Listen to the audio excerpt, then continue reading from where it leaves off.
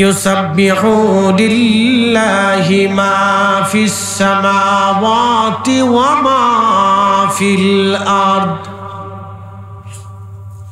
রব্বুল আলামিন কোরআনের ভাষায় আল্লাহ বললেন, তামাম সৃষ্টির ভিতরে যেই জমিনের উপর আপনি বসে আছেন, এই জমিনের নিচে আরো 6টা জমিন আল্লাহ রেখে দিয়েছেন। যেই আসমানের নিচে আপনি বসে আছেন, সেই আসমানের উপরে রব্বুল আলামিন আরো 6টা আসমান বানিয়ে রেখেছেন। আমার আল্লাহ কোরআনে বললেন, নবমণ্ডল এবং ভূমণ্ডলে যাহা কিছু আছে সব আমি আল্লাহর তাসবিহ পড়ে আমার জিকির করতে থাকে। একসাথে বলেন সুবহানাল্লাহ।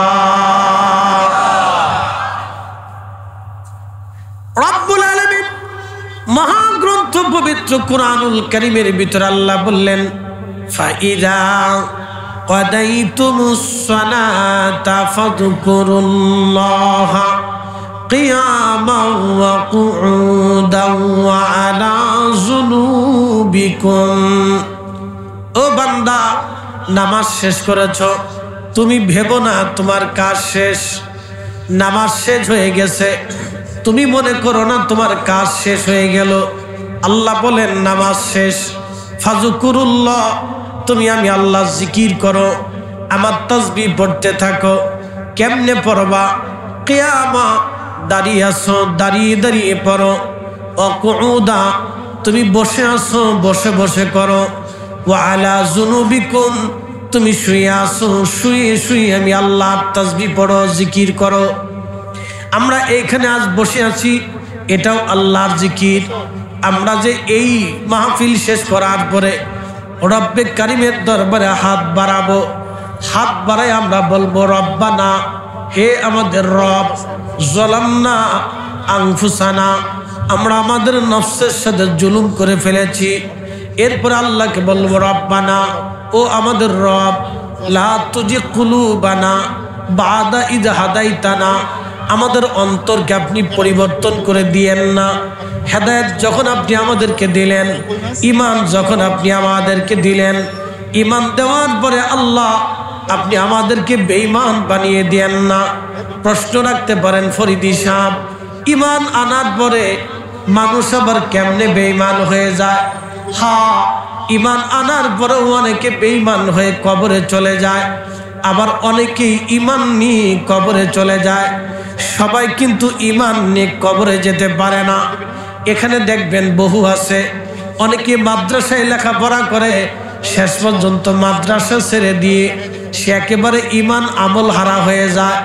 আবার অনেকে আছে জীবনে মাদ্রাসায় পড়ে নাই, কিন্তু শেষ জীবনে নামাজে জিকিরি ফিকিরি ইবাদত করিয়া আল্লাহ ওয়ালা হয়ে তারপরে কবরে চলে যায়। কথা বলেন ঠিক কিনা? খুব মনোযোগ দিবেন। রব্বুল আলামিন মহাগ্রন্থ কোরআনে বললেন, নামাজ শেষ করেছো, তারপরে তুমি শেষ ভাববা না, জিকির করো আল্লাহ।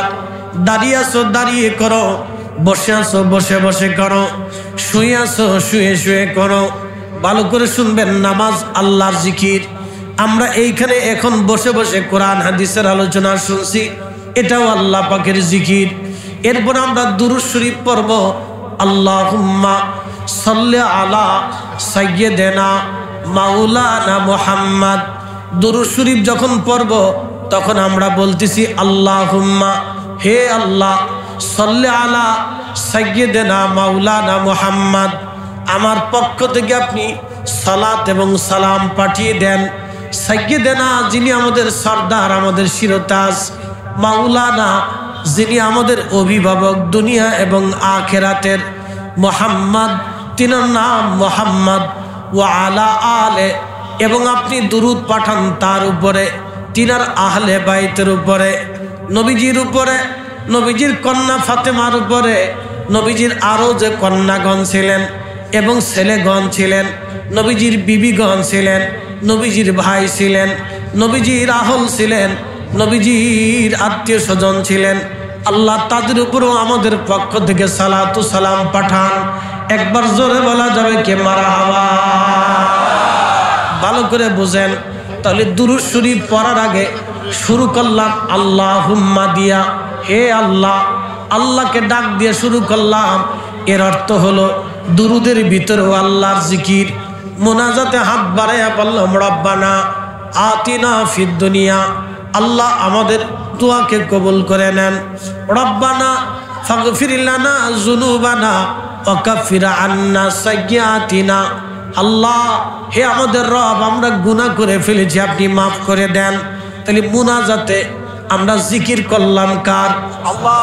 একসাথে বলেন কার? আল্লাহ। আরো জোরে বলেন কার? আল্লাহ। দুরূদ শরীফে জিকির করলাম কার? আল্লাহ। মাহফিলে বসে জিকির করলাম কার? আল্লাহ। ফাতিহা শরীফ পড়লাম, প্রথমত আপনি 7 বার ইস্তেগফার পড়লাম, 7টা বারই আল্লাহর দরবারে তওবা করলাম।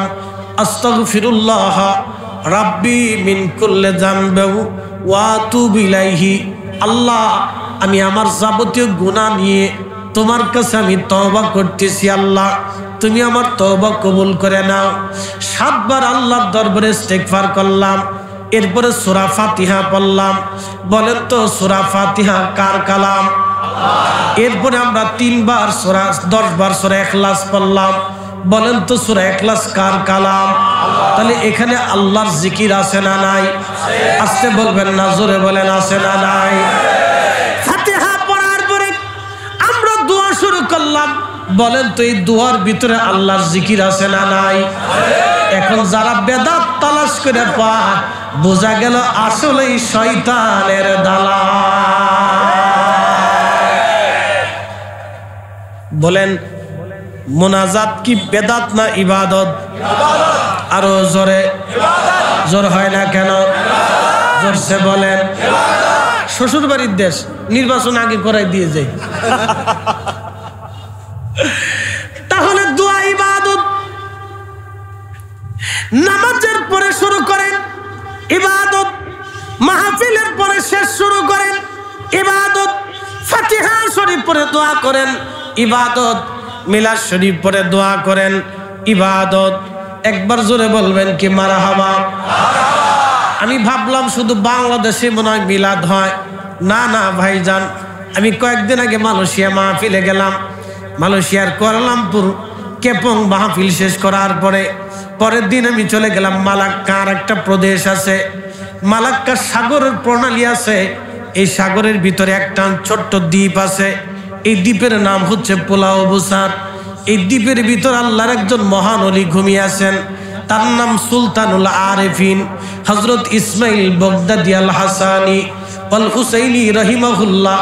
পরিচয় দিলে এক বাক্যে শুনবেন, পরিচয় দিলে এক বাক্যে চিনবেন।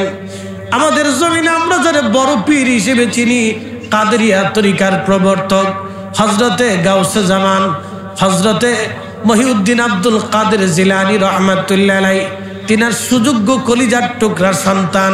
সুদূর ইরাকের বাগদাদ থেকে 900 বছর আগে মালয়েশিয়ার ওই মালাক্কা সাগরের ভিতরে বসে বসে ইন্দোনেশিয়া, মালয়েশিয়া, ব্রুনাই, ফিলিপাইন্সের মতো ইন্দো প্যাসিফিক অঞ্চলগুলিতে ওই সাগর পথ বেয়ে বেয়ে কালেমার দাওয়াত ছড়িয়ে দিয়েছিলেন। তার অর্থ হলো পৃথিবীতে ওলিরা যেখানে গেছে, আল্লাহ ওলিদেরকে দিয়ে সেখানে দিন ইসলাম পাঠিয়েছে। কথা বলেন ঠিক কিনা? ওলিরা যেখানে গেছে ইসলাম আল্লাহ সেখানে পাঠিয়ে দিয়েছে।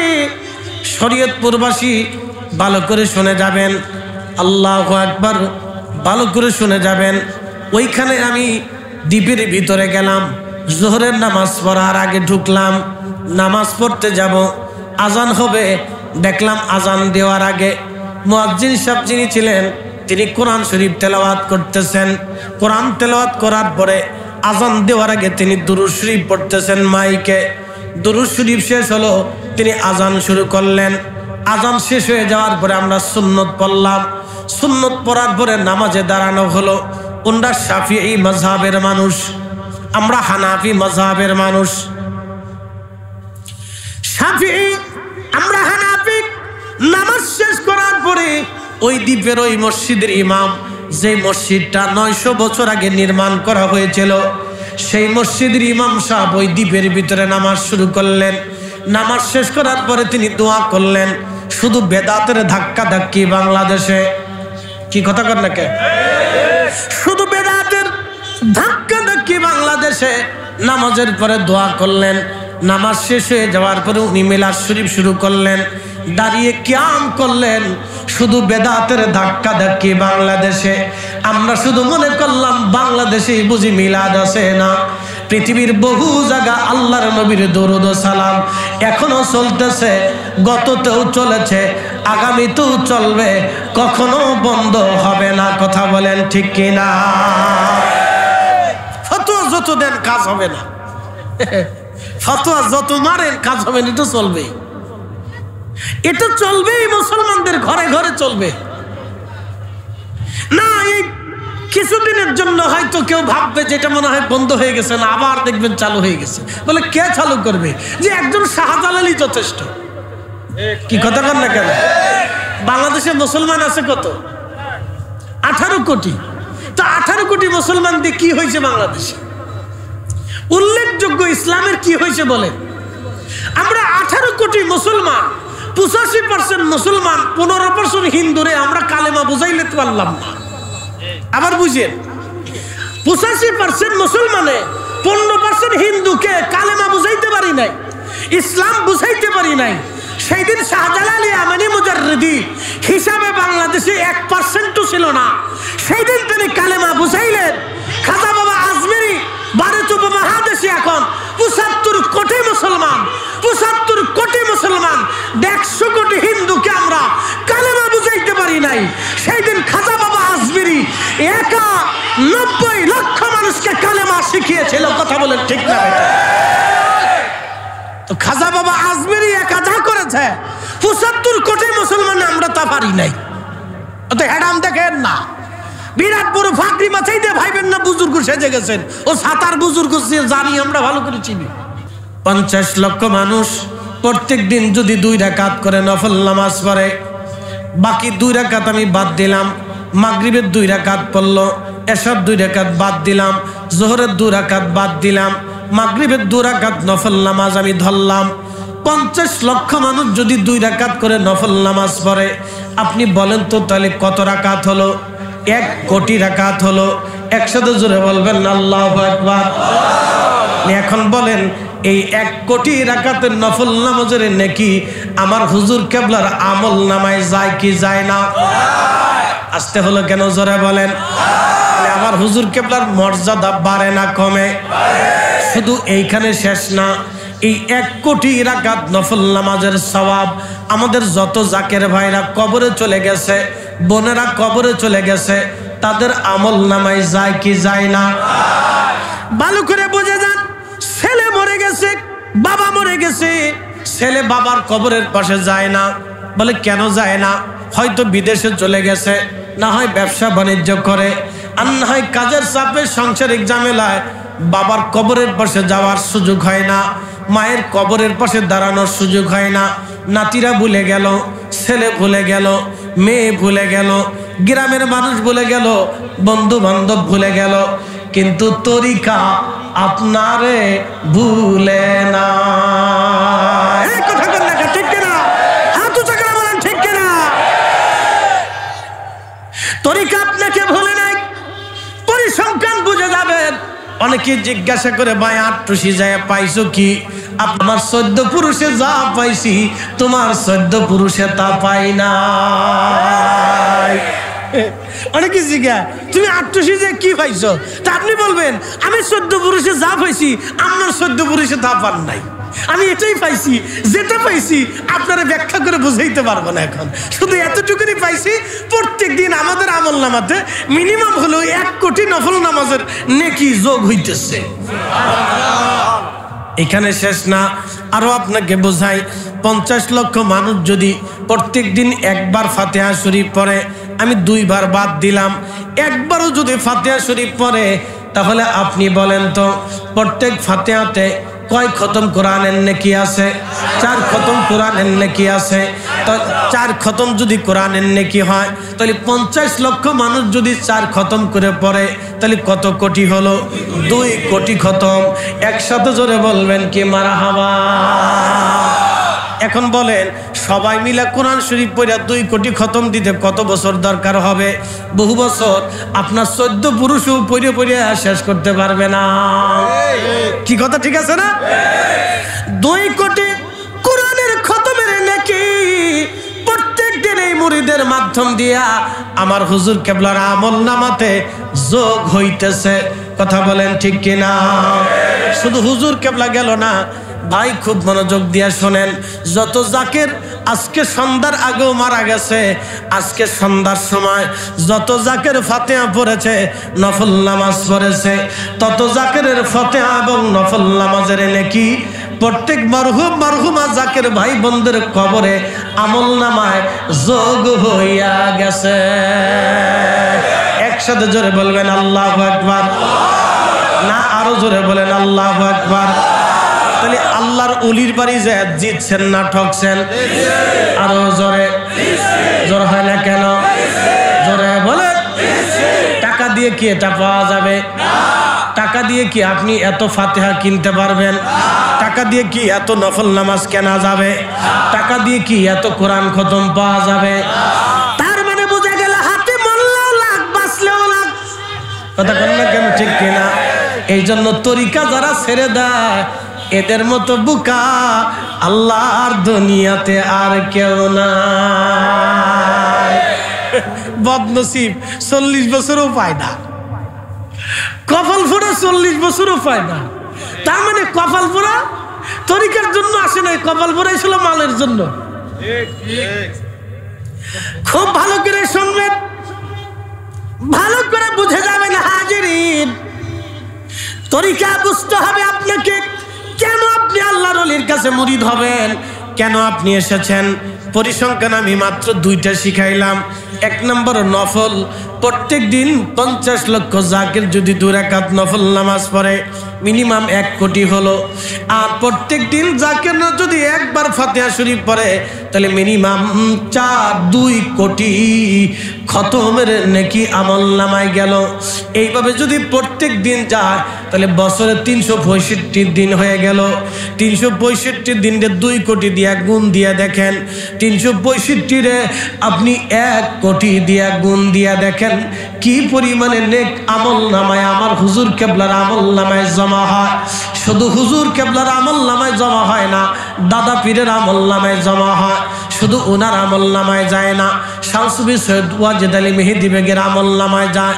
ওনার পীর হজরত ফতে আলী রসুলের আমার আমল নামায় যায়। তিনার পীর হজরত নূর মোহাম্মদ নিজামপুরি আমল নামায় যায়। তিনার পীর হজরত সৈয়দ আহমদ বেরেলভী রহমতুল্লাহ আমল নামায় যায়। তিনার পীর হজরতে শাহ আব্দুল আজিজ মুহাদ্দিস দেহলভীর আমল নামায় যায়। তিনার পীর শাহ আব্দুল শাহ ওয়ালিউল্লাহ মুহাদ্দিস দেহলভীর আমল নামায় যায়। তিনার পীর হজরত শাহ আব্দুর রহিম মুহাদ্দিস দেহলভীর আমল নামায় যায়। তিনার পীর হযরতে আব্দুল্লাহ বরাবদি রহমাতুল্লাহ আমল নামায় যায়। তিনার পীর হজরতে শেখ আদম বিন নুরি রহমাতুল্লাহ আমল নামায় যায়। তিনার পীর এই তরিকার ইমাম হজরত মুজাদ্দিদ আল ফেসানি সেরহিন্দির আমল নামায় যায়। একবার জোরে বলা যাবে কি মারহাবা? তো অনেকে আমরা রে কয় বেদাতি। কি কথা কর না কে? অনেকে আমাদেরকে কি বলে? কিন্তু আমার এই ভাইটা চোখে চশমা লাগাইলো কালা, এই জন্য দুনিয়া দেখে কালা। চশমা লাগাইলো লাল, এই জন্য দুনিয়া দেখা যায় লাল। চশমা যদি হতো পরিষ্কার, এই জন্য দুনিয়া দেখা যাইতো পরিষ্কার। আমার এই ভাইটা বেদাত চোখে দেখেছে কিন্তু ইবাদত চোখে দেখে না। ঠিক না? এখন কেউ যদি কয় যে আত্মসে যে কি পাইছো, তা আপনি কেমন যে আমার 14 পুরুষে যা পাইছি আমরা 14 পুরুষও তা পান নাই। আমি যে কি পাইছি এটা আপনারে বাগবাটোয়ারা দিয়ে বুঝাইতে পারবো না। যে কি যে পাইছি বলে পাইছি কি এটা আপনাকে পরিসংখ্যান দিতে হলে আপনার হিসাব নিয়ে করে খাতা কলমে বুঝাইতে হবে যে কি পাইছি আর ভবিষ্যতে কি পাবো। কথা ঠিক আছে কিনা? প্রিয় উপস্থিতি, এইখানেই শুধু শেষ না, ভালো করে শুনে যাবেন।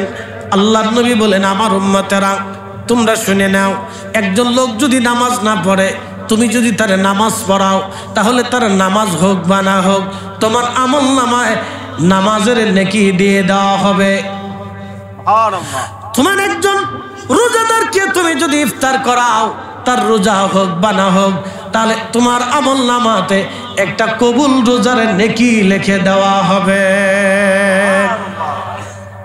আমি আপনাদেরকে তরিকার উপর একটা মুখতাসার ধারণা দিলাম যে আমাদের কি লাভ হয়। আমি সামান্য একটু ধারণা দিছি, মাত্র 50 লক্ষের ধারণা দিলাম, বাকি লক্ষের ধারণা আমি দিইনি, শুধু 50 লক্ষের একটা ধারণা দিলাম এটা। এখন আপনাদেরকে প্রশ্ন করি, ভালো করে বুঝবেন, শুধু কি এই তরিকা আট্টুশিরি মুরিদ আছে?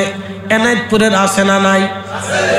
এনায়েতপুরের দাদা পীর কত বড় ওলি, তিনার ওই বড়ইতলার নিচে বসাইয়া তিনি 1200 আল্লাহর কুতুব তৈরি করেছিলেন। একসাথে জোরে বলবেন না আল্লাহু আকবার। কত জোরে বলেন না, আরো জোরে। আমি মাহফিলে গেলাম আসামের গুয়াহাটি বিমানবন্দরে নামার পরে আমাকে নিয়ে গেল বুড়ি ব্রহ্মপুত্র নদের মাঝখানে সরে। আমি ভয় পাইলাম, হাই হাই আমার এই অন্ধকার রাত্রে সরের মধ্যে নিয়ে যায়। আমি এই দেশ চিনি না, এলাকা চিনি না, মানুষ চিনি না, আমার কি সরের মধ্যে নিয়ে বাটাম চালান দেয় কিনা, খুব ডরাইতেছিলাম। তো ডরাইয়া আমি গাড়ির দরজা খুলে লাফ দিয়ে নেমে গেছি। আমি বললাম যে আমাদের সরে তো খুন খারাপই হয়, তো এই সরে আবার কোন সরে লয়ে আসলো আমার, তো খুব ভয় পাইছি আমি। তো যে আমাকে নিয়ে গেছে আমি জিজ্ঞেস করলাম, মিয়া আপনি যে আমার এখানে আনছেন, আপনি কি জায়গা চিনেন? হুজুর আমিও চিনি না। আমি হাই হ্যাঁ ওইসে কাজ আজকে, মহাবিপদ আজকে।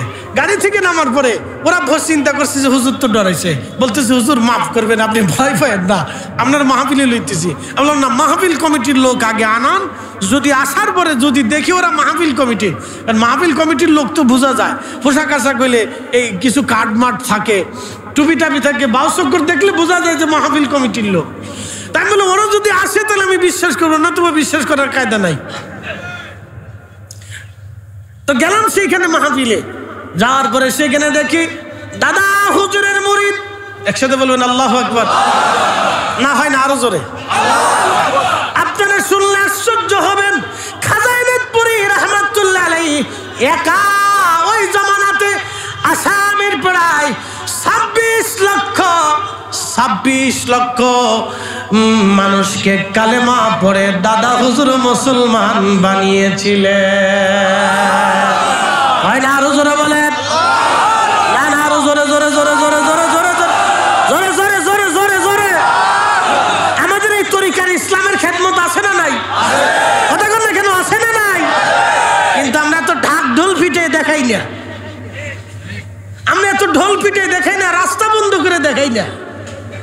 আমরা যদি ঢাকা শহরে রাস্তা বন্ধ করি তো রাস্তা খোলার মতো পাবলিক বাংলাদেশে নাই। আমরা যদি ফরিদপুরে রাস্তা বন্ধ করি তো রাস্তা খুলে দেওয়ার পাবলিক বাংলাদেশে কিন্তু নাই। আমরা রাস্তা বন্ধ করতে পারি, কিন্তু আমাদের নীতিতে এটা নাই। আমাদের নীতিতে এটা নাই। 2-4টা গাড়ি কিন্তু আমরাও ফুরাই দিতে পারি, কিন্তু এই আমাদের নীতিতে এটা। আমি কার গাড়ি পোড়াবো, সে আমার দেশের ভাই। আমি কার দোকানে আগুন দিব, সে আমার জাতি ভাই। কি কথা কর না কেন? তার মাল পুড়লে আমার মাল পুড়বে, আর একজনের গাড়ি পুড়লে আমার গাড়িও পুড়বে। আমরা এটা ভালো করে বুঝি। তরিকতপন্থীরা শান্তশিষ্ট, তারা আদবী, তারা আদব পছন্দ করে, এই জন্য মানুষ মনে করে এরা মনে হয় খুব দুর্বল না, এত দুর্বল ভাইবেন না। দাদা হুজুরের 1200 খলিফা, সারা ভারত উপমহাদেশের ভিতরে 1200 খলিফার ভিতরে আমি সব বাদ দিলাম। এক একজন খলিফার 1 লক্ষ করেও যদি মুরিদ থাকে তাহলে এবার আপনি হিসাব করে দেখেন গে, আমি তাও বাদ দিলাম। 50,000 করে যদি মুরিদ থাকে আপনি হিসাব করে দেখেন যে এই উপমহাদেশের ভিতরে শুধু দাদা হুজুরের নিসবতে কি পরিমাণে নকশবন্দিয়া তরিকার, মুজাদ্দিদিয়া তরিকার সালেক এবং মুরিদ আছে। আপনি হিসাব করিয়ে তালিকা করে কুল পাওয়া যাবে না। কথা কর না কেন, ঠিক না?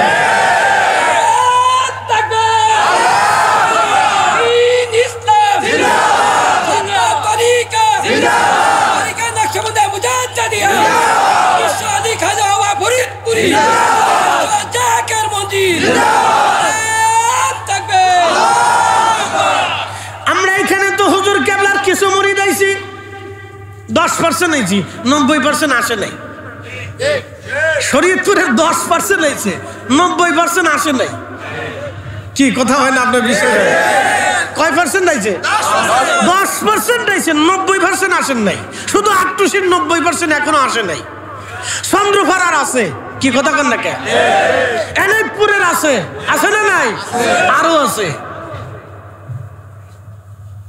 বন্ধু আমার, এই জন্য বাংলাদেশে সুন্নি জামাত, আহলুস সুন্নাহ ওয়াল জামাত তরিকতপন্থীদেরকে বাদ দিয়ে যদি মনে করেন আপনারা আমাদেরকে ধাক্কা দিয়ে বাংলাদেশ থেকে ফেলে দিতে চান, তাহলে এটা অনেক বড় ভুল হবে।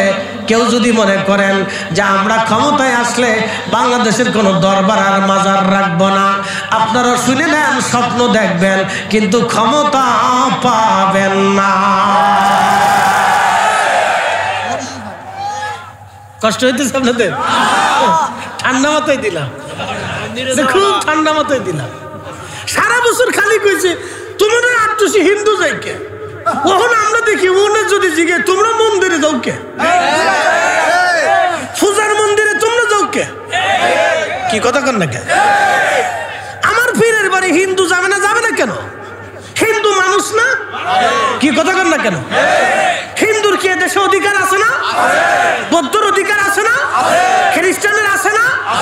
আমার বাড়ি যদি কোনো হিন্দু যায়, আমার বাড়িতে যায় যদি বলে ফরিদি সাহেব আপনার কাছে আসছে, আমি গৌতম বুদ্ধ, আমি গৌতম বুদ্ধের অনুসারী, আমি একজন বৌদ্ধ, তাহলে আমি কি তারা লাঠি দিয়ে তাড়িয়ে দেবো? আমি কি তাড়িয়ে দিলে রসুলের সুন্নত হবে? ইব্রাহিম আলাইহিস সালাম তাড়িয়ে দিছেন, আমার রসুলের দরজা থেকে কোনো বিধর্মী তাড়িয়ে আসছে? হাই হাই হাই হাই, সারা বছর বেড়ে গেছে হিন্দুর বাড়ি হিন্দু যায়, হিন্দু যায় কে? তোমার ফির কি হিন্দু নি? হিন্দু কে লেগে যা? হিন্দুদের কাজ কি? এখন আমি যদি জিগে তুমি মন্দিরে যাও পূজা করো, তোমার কাজটা কি? ও ভোটের লেগে মন্দিরে যাওয়া যায়, ভোটের লেগে কি হিন্দুর বাড়ি নাই? কি কথা কর না কে? তুমি মন্দিরে না যাই হিন্দুর বাড়ি যাও। আমরা সব ভোগী যোগী বুঝি, এই জন্য আমরা তরিকতপন্থীরা কথা বলি না, আমরা সবসময় কাউকে আঘাত করি না, কষ্ট দিয়ে কথা বলি না, আমরা বিশৃঙ্খলা চাই না, আমরা চাই সবাই মিলেমিশে দেশে বসবাস করব। সবারই নাগরিক অধিকার আছে, সবাই মিলে থাকো। আপনি যদি বুঝাইয়া পারেন আপনার দলে লোক নিয়ে যান, অসুবিধা তো নাই, কি কথা ঠিক আছে না? আমার ফিরের বাড়ি মানুষ যে কেন যায় এটা আমি কেমনে করবো? বাংলাদেশের সবচেয়ে হার্ট বিশেষজ্ঞ বড় ডাক্তারের জিজ্ঞান যে ডাক্তার সাহেব আপনার কাছে মানুষ কেন আসে? সদর হসপিটালের ডাক্তার সাহেবদেরকে জিজ্ঞেস করেন, ডাক্তার সাহেব মানুষ আপনাদের কাছে কেন আসে? তো ডাক্তার সাহেব বলবে কয়েকদিন পরে আপনিও আসবেন। কি কথা ঠিক আছে কিনা? তো ওলিরা হচ্ছে রুহের ডাক্তার, তো ওলিদের কাছে মানুষ যাবে না, তো যাবে কে? মুসলমান যাবে না, তো যাবে কে? হিন্দু যাবে না, তো যাবে কে? এই জন্য খাজা বাবা আজমিরের দরবারে এখনো হিন্দু যায়, কথা কম না কেন? বুঝাইতাম কারে বলছেন তো, এই জন্য বুঝে যান। শ্বশুর বাড়ির দেশের মানুষ তো বহুদিন পরে পাইছে, ভাবছিলাম যে শ্বশুর বাড়ির লোকজন মনে দুর্বল, এখন দেখি না শ্বশুর বাড়ির লোকজন খুব চেতা।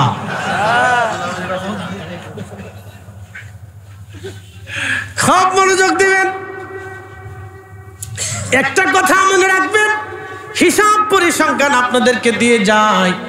বলেন বাংলাদেশের জন্ম কত সালে? 1971। 1971-এর আগে আমরা 70 সালেও এদেশ ছিলাম পূর্ব পাকিস্তান। পূর্ব পাকিস্তানের আগে দেশ ছিল ব্রিটিশ, ব্রিটিশদের আগে এদেশ ছিল নবাবী, নবাবের আগে দেশ ছিল সালতানাত বা মুঘল, অথবা তার আগে হিন্দু রাজাদের অধীনে ছিল এদেশ। বলেন তো 1000 বছর আগে, 1300 বছর আগে চট্টগ্রামে ইসলাম নিয়ে আসলেন হযরত বদর শাহ আউলিয়া রহমাতুল্লাহ আলাইহি, গরিবুল্লাহ শাহ, মিসকিন শাহ, 12 জন আল্লাহর ওলি চট্টগ্রামে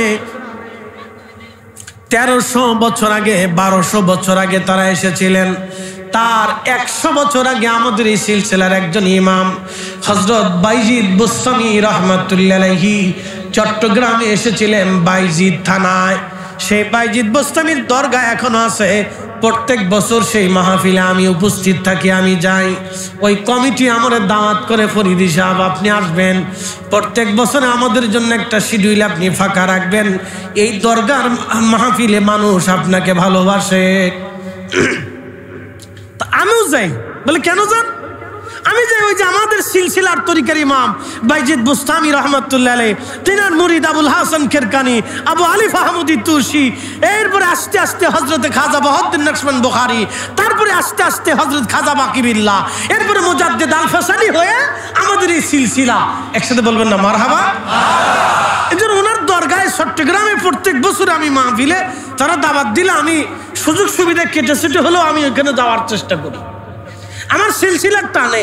আর তারা আমাকে রাখার চেষ্টা করে যে আপনি এই সিলসিলার অন্তর্ভুক্ত যেহেতু, তা আপনি থাকবেন। খুব মনোযোগ দেন। 1300 বছর আগে বাইজিদ বুস্তামি রহমতুল্লাহ আলাইহি ইসলাম নিয়ে আসলেন। একসাথে বলবেন মারহাবা। কত বছর আগে? 1300 বছর আগে এদেশে রাজত্ব করলো হিন্দু রাজারা। সেই সময় আল্লাহর ওলি ছিল, তারপরে আল্লাহর ওলি, মুঘল আমলেও আল্লাহর ওলি, সালতানাতেও আল্লাহর ওলি, নবাবী আমলেও আল্লাহর ওলি, ব্রিটিশ আমলেও আল্লাহর ওলি, পাকিস্তান পিরিয়ডেও আল্লাহর ওলি, বাংলাদেশের পিরিয়ডেও আল্লাহর ওলি। বাংলাদেশের পরে যদি আবার কোনো দেশ হয় অথবা স্বাধীনতা আমাদের আরো বড় হয়, বাংলাদেশ আরো বড় হতে পারে অথবা নাও থাকতে পারে। বাংলাদেশ যেখানেই থাকুক না কেন, একটা কথা মনে রাখবেন, এই আসমানের নিচে জমিনের উপরে যত সময় সূর্য উদিত হবে, এই জমিনে যত সময় মানুষ টিকে থাকবে, তত সময় এই জমিনে আল্লাহর ওলিরা টিকে থাকবে। আচ্ছা প্রশ্ন করি, বাংলাদেশে এখন যে গতানুগতিক রাজনৈতিক দল আছে, ব্রিটিশ পিরিয়ডে কি এই রাজনৈতিক দল ছিল? নবাবী আমলে ছিল, মুঘল আমলে ছিল। তার মানে বোঝা গেল বাকি 100 বছর পরে এগুলির দুনিয়াতে নিশ্চিহ্ন হয়ে যাবে। কিন্তু কাদেরিয়া থাকবে, চিশতিয়া থাকবে, নকশবন্দিয়া থাকবে, মুজাদ্দিদিয়া থাকবে, ওলি থাকবে, ওলিদের দরবার থাকবে, দরগা থাকবে, মাজার থাকবে। কথা বলেন ঠিক না বেঠে? বলে হুজুর কেমনে থাকবে? আল্লাহর কোরআনের ফায়সালাই থাকবে, আমাদের ফায়সালাই না। আল্লাহ ওয়াজ করলেন, আলা ইন্না আউলিয়া আল্লাহি লা খাউফুন আলাইহিম ওয়া লা হুম ইয়াহজানুন।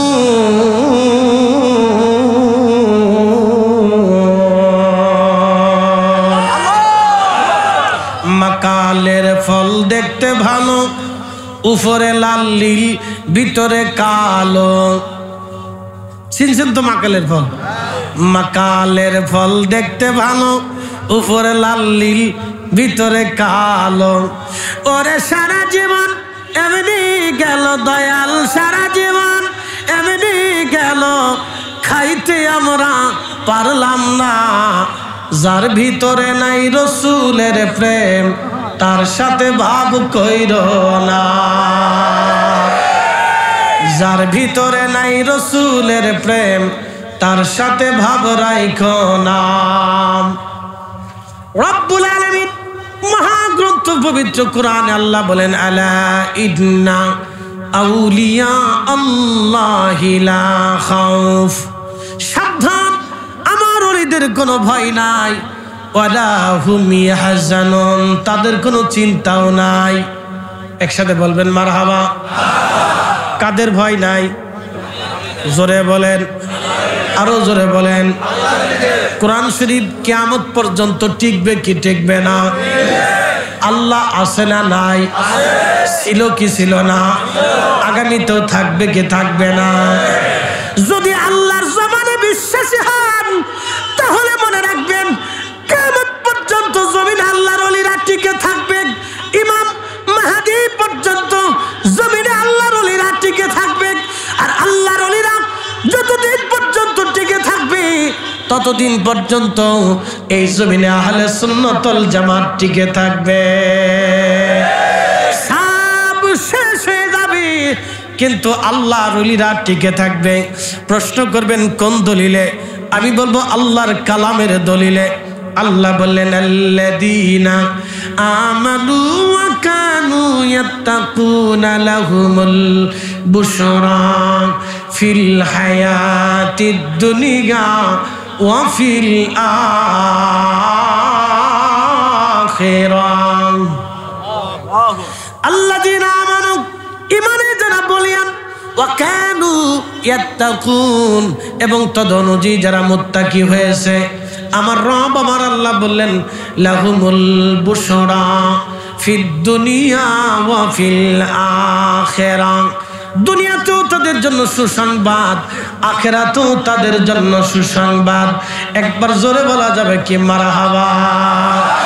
তার মানে বোঝা গেল শুধু বিজয় ওলিদের দুনিয়াতে হবে না, আল্লাহর ওলিদের বিজয় আমার আল্লাহ আখিরাতের ময়দানেও দিয়ে রাখবে। ঠিক কি না? তাহলে শুধু বিজয় কি ওলিদের দুনিয়াতে হবে না আখিরাতেও হবে? কর্তৃত্ব তাহলে দুনিয়াতেও আছে, আখিরাতে এটা আল্লাহর ফয়সালা, এটা আমাদের কারো ফয়সালা না। তো প্রিয় উপস্থিতি, আমি আপনাদেরকে একটা মুখতাসার পরিসংখ্যান দিলাম যে অলিরা দুনিয়াতে টিকে থাকবে, অলিদের মানহাজ কিয়ামত পর্যন্ত জমিনে জিন্দা করে রাখবে। বলে কে রাখবে? বলে আল্লাহ রাখবে। একটা কথা মনে রাখবেন, এক অলি চলে যাওয়ার পরে আল্লাহ আরেকজনকে তৈরি করাবে।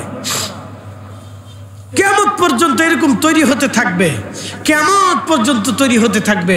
অলিদের মারফত, অলিদের মাধ্যম দিয়ে, কাদেরিয়া, চিশতিয়া, নাকশবন্দিয়া, মুজাদ্দিদিয়া, এদের মাধ্যম দিয়ে অলিরা অলিরা অলিরা অলিরা একের পর একের পর এক, একের পর এক তারা চলতে থাকবে, হতে থাকবে, হতে থাকবে, হতে থাকবে। কোথার থেকে কেমনে কাকে আল্লাহ মনোনীত করবে এটা আমরা জানি না। তবে শোনেন, অলি কিন্তু নির্বাচন করে ভোট দিয়ে অলি বানানো যায় না, অলি আল্লাহর পক্ষ থেকেই হয়। কথা ঠিক আছে না? অলি কিন্তু আল্লাহর পক্ষ থেকে নির্বাচিত হয়। অলিরা আমরা ভোট দিয়ে নির্বাচন করে অলি বানানো যায় না, অলি আমরা বানাইতে পারি না, অলি আল্লাহর পক্ষ থেকে আসে। প্রিয় উপস্থিতি আমার হাজিরিন, খুব মনোযোগের সাথে শুনবেন। বলতেছিলাম নামাজের পরে জিকির, দাঁড়ায়া জিকির, বৈশা জিকির, শুয়া জিকির। আপনি যেই হালতে থাকবেন সেই হালতে আল্লাহর জিকির করবেন। বলে কেন? দোয়া আল্লাহর জিকির, এই জন্য দোয়া কখনো বেদাত হতে পারে না। দোয়াটা হলো ইবাদত। আল্লাহ নিজে ওয়াজ করেছেন উদউনি আস্তাজিব লাকুম ইন্নাল্লাযীনা ইস্তাকবিরুনা আন ইবাদাতি সায়াদখুলুনা জাহান্নামা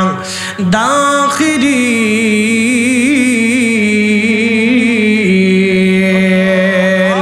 আল্লাহুম্মা সাল্লি আলা সাইয়্যিদিনা মাওলানা মুহাম্মদ ওয়া আলা আলি সাইয়্যিদিনা মাওলানা মুহাম্মদ। আল্লাহুম্মা সাল্লি আলা সাইয়্যিদিনা মাওলানা মুহাম্মদ ওয়া আলা আলি সাইয়্যিদিনা মাওলানা মুহাম্মদ। তুমি মোদের আশার আলো, তাই তো তোমায় বাসি ভালো। তুমি মোদের আশার আলো, তাই তো তোমায় বাসি ভালো। হৃদয় নামের ফুলদানিতে, হৃদয় নামের ফুলদানিতে গেঁথে রেখেছি প্রেমের মালা। ইয়া রাসূলাল্লাহ, ইয়া হাবিবাল্লাহ, ইয়া রাসূলাল্লাহ। আল্লাহুম্মা সাল্লি আলা সাইয়্যিদিনা মাওলানা মুহাম্মদ ওয়া আলা আলি সাইয়্যিদিনা মাওলানা মুহাম্মদ। কষ্ট হচ্ছে না? আরেকটু 10 মিনিট চলুক ইনশাল্লাহ। রাত বেশি করব না, ভয় নাই। আপনাদের কাছকে বাসা বাসা পরিসংখ্যান দিয়ে গেলাম, তাহলে কি তরিকা নিয়ে কি আমাদের লাভ হলো না লস হলো? কত পরিমাণে হয়েছে আমরা হিসাব কষে দিতে পারবে? তাহলে বোঝা গেল ৮০ একটা গরু দিয়ে লস হয় নাই। আসতে কোন কে? এক বস্তা চাল দিয়ে লস আসতে কোন কে? জোরে বলেন হয়। আচ্ছা ওরস শরীফে কত পরিমাণ লোক হয় বুঝাই, একটা পরিসংখ্যান দিই। আমি বাদ দিলাম গত ওরস শরীফের আগের ওরস শরীফের টিকিটের হিসাব ধরি, তা ৮০ লক্ষ টিকিট সেল হয়েছে ধরেন আর কি, ৮০ লক্ষ টিকিট গেছে। তা ৮০ লক্ষ টিকিট ছাড়াও তো আরো টিকিট আছে, অনেকে ফ্রি টিকিট যায়, এই যায়, ডানে যায়, বামে যায়, গেছে। এইভাবে সব ৮০ লক্ষ গেছে ধরেন আর কি, ধরেন। তো ডানে যায়, বামে যায়, আবার টিকিট ছাড়াও আছে। আমি ৫০ লক্ষই ধরলাম। তো ওরস শরীফে যদি রানিং ৫০ লক্ষ লোক ৪ দিন থাকে, তো ৪ দিনে ২ রাকাত করে নফল নামাজ পড়লে কত রাকাত হয়? হ্যাঁ না, ৪ দিনের হিসাব ধরেন, প্রত্যেক দিন ২ রাকাত ধরেন। আমি বেশি ধরলাম না, কমই ধরলাম, কারণ বেশি ধরলে অনেকে স্টক করতে পারেন যে হাই রে সর্বনাশ, তাহলে বেহেশত আজকে হয়ে গেছি, আর কালকে যে নামাজ পড়তাম না। এই চিন্তা নিয়ে আমার বিরাট বিপদ আছে। কারণ আপনার আমার শ্বশুরবাড়ির লোকজন তো একটু লাভ খোঁজেন তাড়াতাড়ি, খুব তাড়াতাড়ি ধনী হইতেছেন, এই জন্য সাগর ফাড়ি দেখালে ইটালি দৌড় পারে। আমি বুঝি, কিন্তু খুব সাবধান। আমি বেশি লাভ দিব না, অল্প লাভের ভিতরে থাকি। আসেন পরিসংখ্যান নেই। ৪ দিন ওরস শরীফ, 3 দিন বাদ দিলাম, 3 দিনই ধরলাম। 3 দিন, শনিবার, রবিবার, সোমবার, 3 দিনই ধরলাম। 3 দিন যদি প্রত্যেক দিন 50 জনে 50 লক্ষ মানুষ মহিলা পুরুষ দিয়ে 2 রাকাত নামাজ পড়ে, তাহলে 1 কোটি, 3 দিনে 3 কোটি। একসাথে কোন আল্লাহু আকবার। মাগরিবে হলো 6 রাকাত। আমি এই প্রত্যেক দিন 3 কোটি, 3 দিনে 9 কোটি রাকাত নফল নামাজ। তাহলে 1 বস্তা চাল দিয়ে মনে হয় লস হয় নাই। কি আসতে কোন কে জোরে বলেন? লস হয় নাই। এরপরে আসেন ফাতিহা 2 বার। কতবার? তো 8 খতম। কত খতম? তো 50 লক্ষ যদি পড়ে তাহলে কত খতম হলো?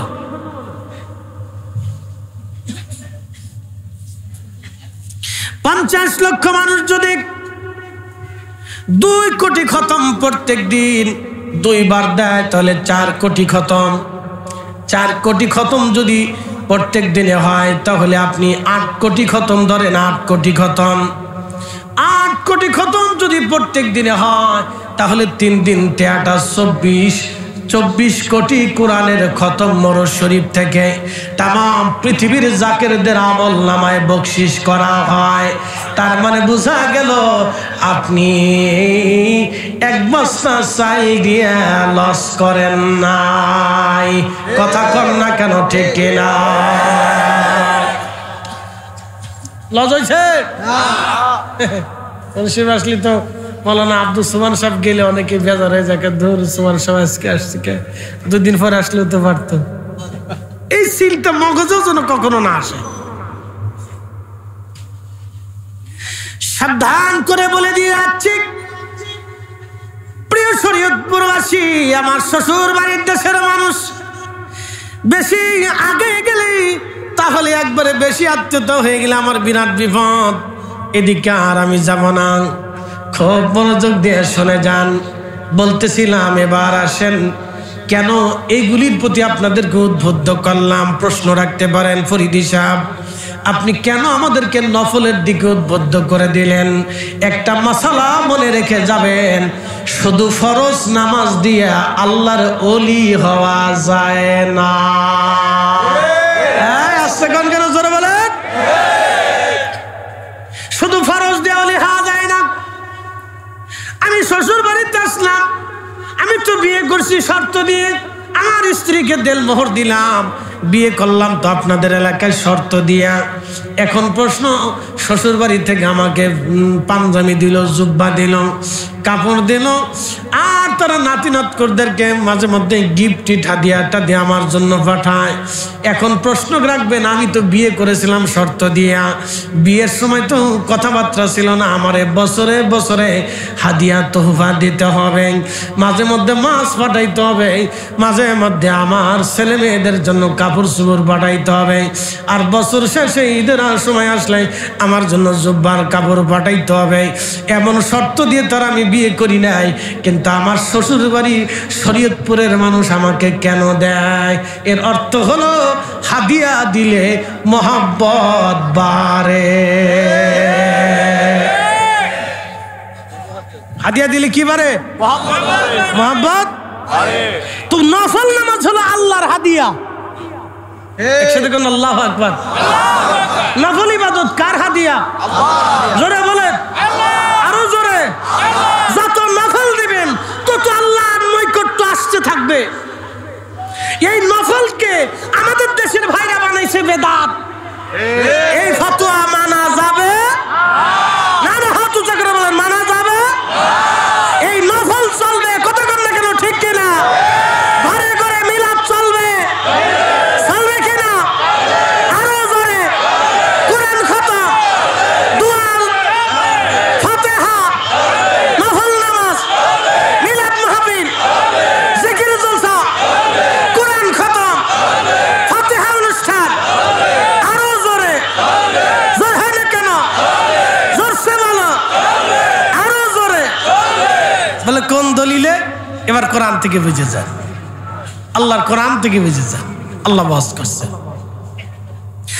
فَمَن يَعْمَلْ مِثْقَالَ ذَرَّةٍ خَيْرًا يَرَهُ وَمَن يَعْمَلْ مِثْقَالَ ذَرَّةٍ شَرًّا يَرَهُ। কোরআনুল কারীম আল্লাহ বললেন, নেকের কাজ যত ছোট হোক ছাড়ব না, গুনার কাজ যত ছোট হোক করব না। فَمَن يَعْمَلْ مِثْقَالَ ذَرَّةٍ خَيْرًا يَرَهُ। রব্বুল আলামিন বললেন, অনুপরিমাণ যদি নেকের কাজ করো তারপরও আমি আল্লাহ তোমার প্রতিদান দিয়ে দিব। মিলাদ শরীফে প্রথমত আপনি বাড়িতে দাওয়াত দিলেন, ভাইরা আমার বাড়িতে আপনাদের আজকে দাওয়াত। এক মুসলমান আর এক মুসলমানকে দাওয়াত দেওয়া, এটা কি আট্টুসির হুজুরের তরিকা না রসুলের তরিকা?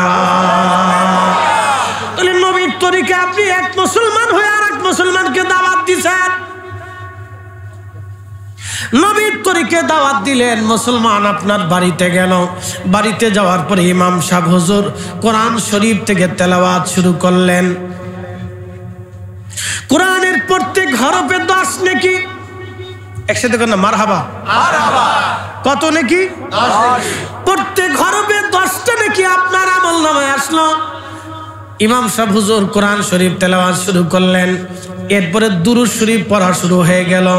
প্রত্যেক দুরুদে দুরুদে 10টা করে নেকি লেখা হলো, 10টা করে গুনাহ মাফ হলো, 10টা রহমত আল্লাহ নাজিল করলো। এর নাম শুরু হলো মিলাদ শরীফ। কোরআন তেলাওয়াত দিয়ে শুরু হলো। প্রথম দাওয়াতে নেকি হয়ে গেল, দ্বিতীয় কোরআন তেলাওয়াতে নেকি হলো, তৃতীয় দুরূদ শরীফে নেকি হয়ে গেল, চতুর্থ ওই মিলাদের ভিতরে কিছু সময় জিকির হয়, লা ইলাহা ইল্লাল্লাহ, লা ইলাহা ইল্লাল্লাহ, লা ইলাহা ইল্লাল্লাহ মুহাম্মাদ সাল্লাল্লাহু আলাইহি ওয়াসাল্লাম। ভালো করে শুনে যান, এই জিকিরের নাম হলো আফজালুজ জিকির, সর্বশ্রেষ্ঠ জিকির। আফজালুজ জিকির লা ইলাহা ইল্লাল্লাহ। এই জিকিরের উপরে দামি কোনো জিকির নাই। মিলাদের ভিতরে জিকির শুরু হয়ে গেল, এই জিকিরও আমরা নেকি পাইলাম। এরপরে দাঁড়াইয়া সালাম দিলাম, দাঁড়াই আমরা সালাম দিলাম। সালাম শেষ করার পরে আমরা বসে পড়লাম, বসে পড়ার পরে আমরা দোয়া শুরু করলাম। এই দোয়ার ভিতরে আল্লাহর জিকির হলো, বারে বারে আল্লাহর কাছে চাইলাম। আমরা জামাতের সাথে বসলাম। প্রশ্ন রাখতে পারেন, জামাতবদ্ধভাবে কেন বসবো? একা একা কি দোয়া করা যায় না? এখন যদি জিজ্ঞেস করি একা একা কি নামাজ পড়া যায় না, জবাব হবে হ্যাঁ পড়া যায়। তো জমাতে নামাজ পড়েন কেন? বলে 27 গুণ সওয়াব বেশি। বলে 27 গুণ আল্লাহ কেন দিল? বলে জমাতবদ্ধ মুসলমানের কাজ আল্লাহর পছন্দ হয়, জমাতে নামাজ পড়লে সওয়াব বেশি। জমাতে যখন আপনি জিকিরে বসবেন, নবীজি বললেন সাহাবীরা রে তোমরা যেখানে জান্নাতের বাগান পাও ফারতাউ, সেই বাগানের ভিতরে তোমরা বিচরণ করো। সাহাবীরা বললেন মা হিয়া ইয়া রাসূলুল্লাহ, মা রিয়াদুল জান্নাহ ইয়া রাসূলুল্লাহ। নবীজি জান্নাতের বাগান কি বুঝলাম না। আল্লাহর নবী জবাব দিলেন হিয়া হিলাকুজ জিকির, যেই মজলিসের ভিতরে অনেক মানুষেরা বসে বসে আল্লাহর জিকির করে, আল্লাহর তাসবিহ পড়ে, নবীর দুরূদ পড়ে, কোরআন শরীফ তেলাওয়াত করে, দোয়া করে, এই দুনিয়ার সাধারণ মজলিস না, এটা হলো আল্লাহর বেহেশতের বাগান, জিকিরের মজলিস। একবার জোরে বলা যাবে কি মারহাবা? বলে বাড়িতে মিলাদ দিলেন, এটা কি বেদাত না ইবাদত? ইবাদত। আসতে হলো কেন? প্রথমে দোয়া দাওয়াতে ইবাদত, এরপরে কোরআন তেলাওয়াতে ইবাদত, এরপরে দুরূদ ইবাদত, এরপরে জিকির ইবাদত, এরপরে দোয়া ইবাদত, এরপরে খাবার দাবার আসবে। বুঝাইতেছি? এখন আমি দাওয়াত দিলাম, আমার শ্বশুর বাড়ির লোকজন আপনারা আসেন, আমার বাড়িতে আপনাদের দাওয়াত। তো আপনারা ঢাকাতে আমার বাড়িতে গেলেন, সুন্দর করে আপনাদেরকে দাওয়াত দিলাম, আপনারা বসলেন, মিলাদ মাহফিল জিকির আজগার করলেন, দোয়া শেষ। এবার বলেন শ্বশুর বাড়ির লোকজন আপনারা আসছিলেন, আসসালামু আলাইকুম, আপনারা বিদায় নিয়ে চলে যান। তো শ্বশুর বাড়ির লোকজন বলবে যে জীবনে জামাই দেখছি এরকম খাসুর জামাই জীবনে কোনোদিন দেখি নেই, আমরা শরীয়তপুর থেকে ঢাকা দাওয়াত করে নিয়ে বাইক নিয়ে আমরা দোয়া খের করলাম, জামাই দেখে আমরা কিছু না খাওয়ান দিয়ে বিদায় করে দিল। তার মানে বোঝা গেল বাড়িতে আপনি একজন মুসলমানকে যখন দাওয়াত দিলেন তখন মেহমানকে সম্মান করা আল্লাহর রাসূলের তরিকা। একবারে কিছু না হলেও আমার হুজুর কেবলা বলেছেন বাবারে এক পেয়ালা পানি দিয়ে হলো তোমার ভাইকে মেহমানদারি করাও, ঠিক কিনা? তাও সুন্নত আদায় হয়ে আমরা এখন খাওয়াইলাম জিলাপি, হয়ে গেছাম গেলাম জিলাপি হুজুর। আমি মালয়েশিয়া গেলাম, বাংলাদেশের মালয়েশিয়ার মালাক্কার চাইনিজ মসজিদ, মুসলমানদের প্রথম মসজিদ, শত শত বছর আগে সেই মসজিদটা বানানো। চাইনিজরা যেইভাবে বাড়িঘর বানায় তারা ওইভাবে মসজিদটা বানাইছে, চিঙ্কু পিঙ্কু করে মসজিদ বানাইছে। তাদের বাড়িঘরও দেখবেন চিঙ্কু পঙ্কু বাড়ি, চাইনিজদের বাড়িও খুব চিঙ্কু পঙ্কু দেখবেন, খুব ঢং, খুব সাজায় গুজায় সুন্দর করে বাড়ি বানায়। তো মসজিদ ওদের বাড়ির মতো সুন্দর করে বানাইছে।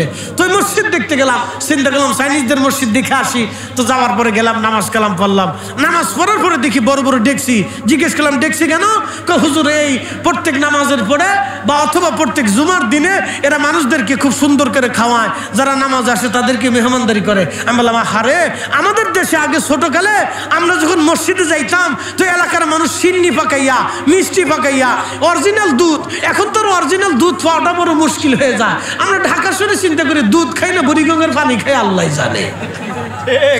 দেশে যে পরিমাণে ভেজাল ঢুকছে, কদিন আগে দেখলাম ওই যে আপনার ইসির ভিতরে কি বলে পেঁপের ভিতরে ইনজেকশন মেরিয়ে আপনার পেঁপে পাকাচ্ছে, পেঁপের ভিতরে ইনজেকশন দিয়ে পেঁপে পাকা। ওই খাবার খাওয়ার পরে মানুষের ক্যান্সার, আলসার, নানান ধরনের জটিলতা রোগ আসতেছে। পানিতে ভেজাল, দুধে ভেজাল, খাবারে ভেজাল, চালি ভেজাল, ডালি ভেজাল, তেলে ভেজাল, মশলায় ভেজাল, বিরিয়ানিতে ভেজাল, খিচুড়িতে ভেজাল, ডিমে ভেজাল, সব জায়গায় শুধু ভেজাল। এই ভেজাল খাওয়ার কারণে বাংলাদেশে যত ফার্মেসি আছে পৃথিবীর কোনো দেশে এত আছে আমার জানা নাই। এত ফার্মেসি বলে খালি রুগার রুগা, রুগার রুগা, রুগার রুগা। আমি এখন এই ভেজালের ওয়াজে যাব না, জায়গা মতো চলে যাচ্ছি। সময় আমার কম, কাজ আমার বেশি, কথা আমার অনেক বেশি, সময় কম কাজ বেশি, এর নাম আটটুসি। কথা ঠিক আছে কিনা? আমাদের টাইম কম, কাজ অনেক বেশি, সময় নেই। একসাথে জোরে বলেন আল্লাহু আকবার। তো মসজিদে চাইনিজদের গেলাম, চিন্তা করলাম কি ব্যাপার, দেখছি বলে খাওয়ায়। বলে মাশাল্লাহ ভালো, ভাবছিলাম যে খালি আমরাই খাওয়াই, এখন দিন না মালয়েশিয়াতেও খাওয়ায়। পরে ওরা গুলো হুজুর শুধু মালয়েশিয়া না, ইন্দোনেশিয়াতেও খাওয়ান চলে, ব্রুনাইতেও চলে, আবার থাইল্যান্ডেও চলে। বলে মাশাল্লাহ, তো আরো ভালো খাওয়া। খালি বাংলাদেশের ফতোয়া। আমি বললাম ওই ফতোয়া বাংলাদেশ থেকে এখানে নিয়ে আসলে একটু বাটাম চালান দিয়ে দিত ওরা সুন্দর করে, তোর ফতোয়ার গোষ্ঠী কিলে লই দাঁড়া। এই শুনে যান, ভালো করে শুনে যান। এরপরে দেখলাম এরকম বড় একটা টেবিলের উপরে সুন্দর একটা, ওই যে আমরা এই ডেক্সির উপরে এটার কি দেয়, ঢাকনা আছে না, শ্রেণীর মতো একটা সুন্দর একটা গোল, এরকম উপরে দেখি অনেক কলা সাজায় রাখছে। আমরা কলাকা এদেশের মানুষ মসজিদে আসলে মানুষে এমনি কলা ফ্রি খাওয়ায়, যে যার খুশি মানে নামাজ কালাম পড়ে কলা খেয়ে যাবে। আমি বললাম আমরা মসজিদে গেলে আগে ছোট গেলে জিলাপি দিত, সিন্নি দিত, মানুষ আমরা জিলাপি হুজুর, তো এরা যে কলা খাওয়ায় তাহলে এরা হলো কলা হুজুর। তাহলে ওরা কলা হুজুর, আমরা জিলাপি হুজুর, আর আরবে খেজুর খাওয়ায়, ওরা হলো খেজুর হুজুর। এগুলো হলো অসুস্থ মানসিকতা। মেহমানদারি আগেও ছিল, এখনো আছে, আগামীতেও থাকবে। আপনার বাড়িতে 10 জনকে দাওয়াত দিলেন, কিছু না খাওয়াইলে তাহলে মেহমানদারির হক আদায় হয় না, সুন্নাত আদায় হয় না। এই জন্য মিলাদ শরীফ পড়াইয়া আমরা তাবারক খাওয়াই, এটা মূলত রাসূলের দেওয়া সুন্নাত। কথা কন না কেন, ঠিক না বেঠে? চলবে না বন্ধ হবে? আরো জোরে, জোর হয় না কেন? জোরসে বলো। আমি ওয়াজের কথা কইতেছি না, বাড়ি বাড়ি মিলাদ চলবে।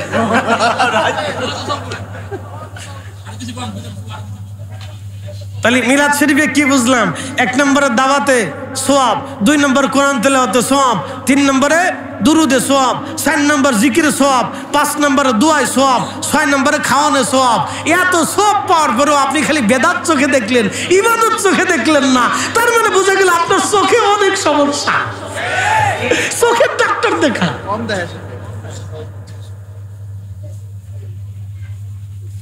শোনা যাবেন হাজিরিন, শেষ এইখানে না। বিশ্ববিখ্যাত ইমাম আল্লামা ইমাম মোল্লা আলী কারি মাক্কি রাহমাতুল্লাহ আলাইহি একটা কিতাব লিখেছেন, কিতাবের নাম আল মাওরিদুর রাবি ফি মাউলিদিন নবী সাল্লাল্লাহু আলাইহি সাল্লাম। এই কিতাবের মধ্যে তিনি একটা ঘটনা লেখেন।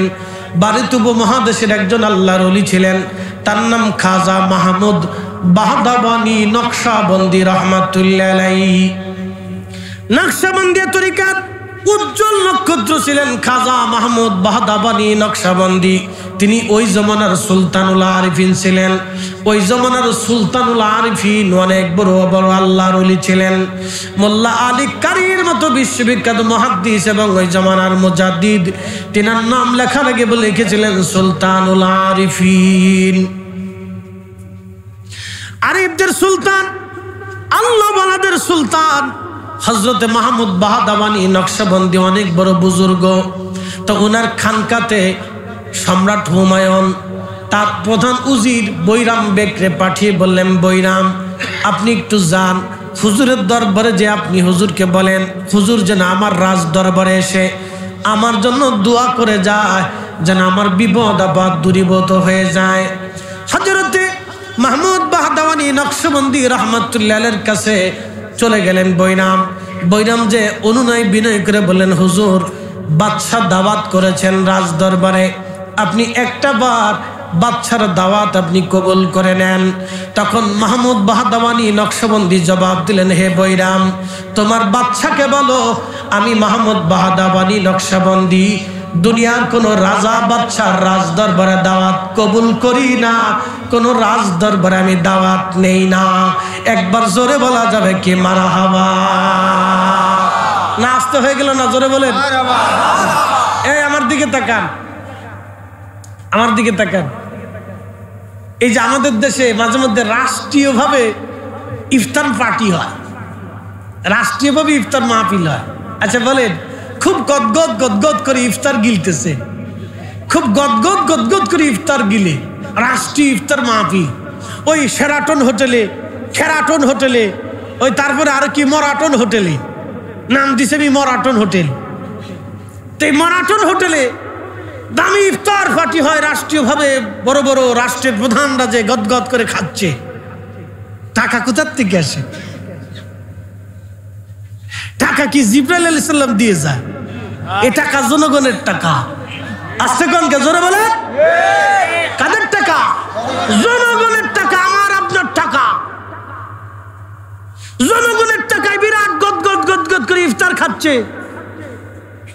মাহমুদ বাহদাবানী নকশবন্দি ধমক দিয়ে বলে, রে বেটা বৈরা, তোর রাজাকে যায় বল আমি কোন রাজ দরবার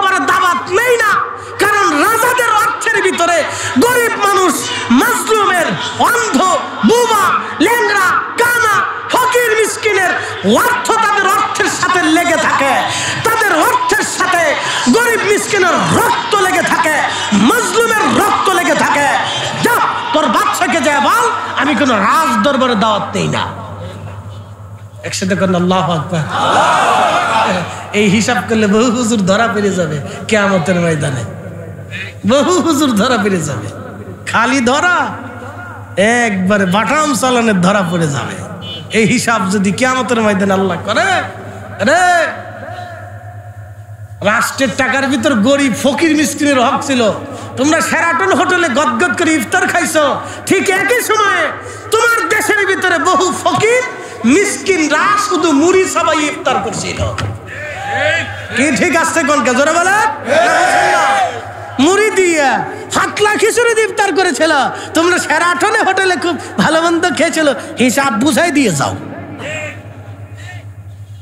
হিসাব বুঝাই দিয়ে তারপরে যাও। এত সহজ ভাইবেন না। রব্বে করিম পাট পাট করে হিসাব নেবে কিয়ামতের ময়দানে। এই জন্য মাহমুদ বাহাদুরি নকশবন্দি হিসাব করে বলেছিলেন, যা বেটা তোর রাজাকে যা বল তোর রাজার রাজ দরবারে দাওয়াত নেব না। মোল্লা আলী কারি মাক্কি রাহিমাহুল্লাহ মাওরিদের মধ্যে লিখতেছেন, তখন বাদশা হুমায়ুন আবার বৈরাম রে বলল, হুজুরের কাছে যা অনুনয় বিনয় করে বলো কি করলে হুজুর আসবে। বৈরাম আবার চলে গেলেন। যাওয়ার পরে বৈরাম যা বলতেছিলেন, হুজুর কি করলে আপনি রাজ দরবারে দাওয়াত নেবেন আপনি দয়া করে বলেন। তখন আমার দিকে তাকান, ওয়াজ শেষ, বেশি লম্বা করবো না। আমি মূল মূল টপিকস আপনাদের সামনে উপস্থাপন করে বুঝিয়ে দিয়েছি, একবার পরিসংখ্যান দিয়ে বুঝিয়ে দিয়েছি। এরপরে যদি কেউ না বুঝে তাহলে বুঝবে সে অঙ্কে দুর্বল, নতুন করে মাস্টার দেখাইতে হবে তার। হ্যাঁ, যদি এরপরেও না বুঝে তাহলে বুঝবে সে অঙ্কে দুর্বল, মাস্টার দেখাইতে হবে তার, নতুন করে অঙ্ক কষাইতে শিখতে হবে। ভালো করে শোনেন, মাহমুদ বাহাদুরি নকশবন্দির কাছে যায় বৈরাম আবার বলতেছে, হুজুর মাফ করবেন, বাদশাহ হুমায়ুন মুঘল সম্রাটের অধিপতি হুমায়ুন আমাকে পাঠিয়েছে, কি কাজ করলে রাজ দরবারে আপনি যাবেন, উনি আপনার দোয়া চায়, অন্য কিছু না। তখন বাদশাকে বৈরামকে আল্লাহর ওলি বলতেছিল, বেটা তোমার রাজাকে যায় বলো যদি রাজ দরবারে নবীর মিলাদুন নবীর মাহফিল দেয়, মিলাদ শরীফের ইন্তজাম করে, তাহলে আমি রসুলের মিলাদের সম্মানে রাজ দরবারে যাব, মাগার বাদশার জন্য যাব না। একসাথে কোন আল্লাহু আকবার। কিসের জন্য যাব? মিলাদের। জোরে বলেন কিসের জন্য? জোরে বলেন কিসের জন্য? তার মানে বুঝে গেল আমাদের তরিকায় আগেও মিলাদ ছিল। কথা কন না কেন? আমাদের তরিকা আগে কি ছিল? এখনো আগামীতেও। আপনার ফতোয়ায় আমরা চলি না, আমরা আমাদের তরিকার নিয়মে চলি। কথা কন না কেন? কিসের নিয়মে চলি? তরিকার নিয়মে। আমাদের বুজুর্গানের দিন, আমাদের আকাবিরের দিন, আমাদের আউলিয়া کرام যেই পথে যেই মতো ছিল আমরা সেই পথে সেই মতো চলি। কথা ঠিক আছে নি? আমরা সেই পথে সেই মতো চলি। মাহমুদ বাহাদুরি নকশবন্দি রহমতুল্লাহ আলাইহি সম্রাট হুমায়ুন বিরাট মিলাদের ইন্তজাম করলেন। বিরাট মিলাদ শরীফের ইন্তজাম করার পরে হযরত মাহমুদ বাহাদুরি নকশবন্দি রহমতুল্লাহ আলাইহি উপস্থিত হলেন। বাদশা হুমায়ুন নিজে পানি এনে হুজুরের পা ধোয়া পানি ঢেলে ওযু করাইলেন। এরপরে মিলাদ শরীফ শুরু হয়ে গেল। হুজুর মিলাদ পড়লেন, দোয়া করলেন, কিন্তু রাজ দরবারে কোনো খাবার খান নাই। এটা আমাদের আকাবির, আমাদের ওলি যারা ছিলেন তারা দুনিয়ার কোনো রাজা বাদশার কাছে ধন্না দিতেন না। রাজা বাদশারা আমাদের আকাবিরদের দরবারে ধন্না দিত।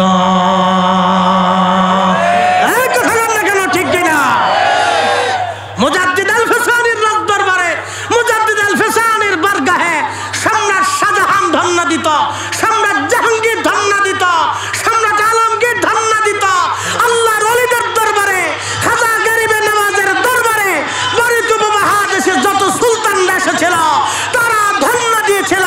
শাহজালাল ইয়ামানি মুজাররিদের দরবারে এখনো এদেশের আমির উমরারা ধন্না দিয়ে থাকে। কথা বলেন ঠিক না বেঠে? কিয়ামত পর্যন্ত ওলিদের বারগাহে ধন্না দিতে চলতে থাকবে।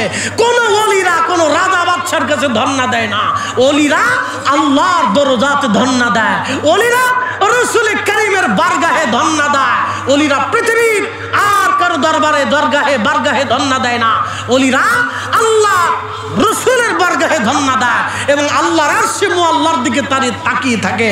দুনিয়ার কোনো ব্যক্তি রাজা বাদশার মুখাপেক্ষী তারা হয় না। এই জন্য কিয়ামত পর্যন্ত ওলিদের সিলসিলা চলমান থাকবে। আল্লাহ আমাদেরকে ওলিদের পথে চলার তৌফিক নসিব করুন। আওয়াজ তুলে জোরে বলেন আমিন।